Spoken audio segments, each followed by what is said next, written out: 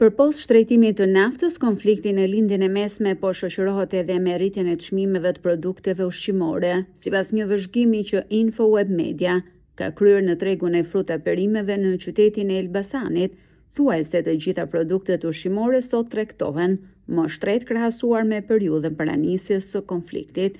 Nëse para pak ditësh, 1 kilogram domate në Elbasan tregtohej 250 lek, sot shitet me 300 lek.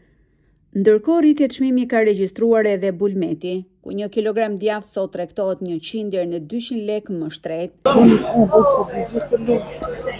Një situatë e tillë prek drejt për së drejti xhepat e qytetarëve, sidomos të pensionistëve.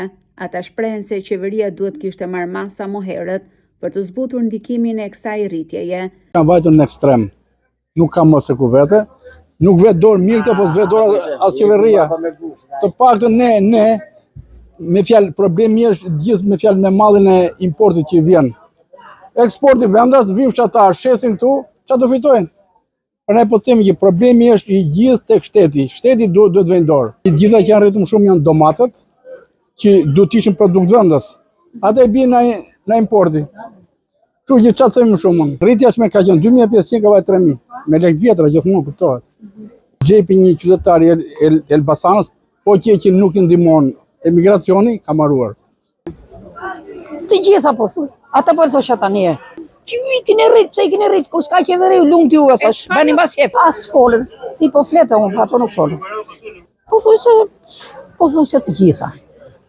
Që nga Bulmeti e Drejqi e Shejtani e fruta e ku ta di unë. 3%, 4%, varet.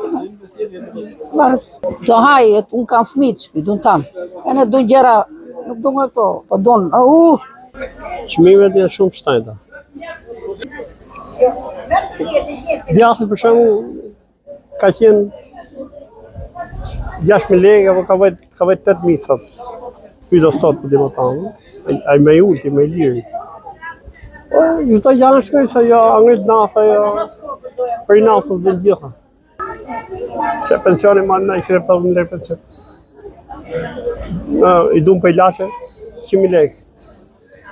Përndaj se ilaçet, drita, ujë. Në rëndoj shumë për të kemi qëtë bëllë. Për kajtë lekë sa kemi në. Po nafta për shemë dhe ngrit nafta, duhet më së ngajtë atë taksë shteti. Ta ulti qik taksë. Për të mos trembur blerësit, një pjesë e tregtarëve nuk i ekspozojnë çmimet në tezgat e tyre. Jashtë kameras ata pranojnë rritjen e çmimeve, veçanërisht për produktet e importit. Kjo situatë sipas tyre po shkakton një braktisje të tregut nga blerësit, ajsa çdo ditë po i çon drejt falimentimit, duke i detyruar të braktisjen aktivitetin e tyre shumë vjeçar.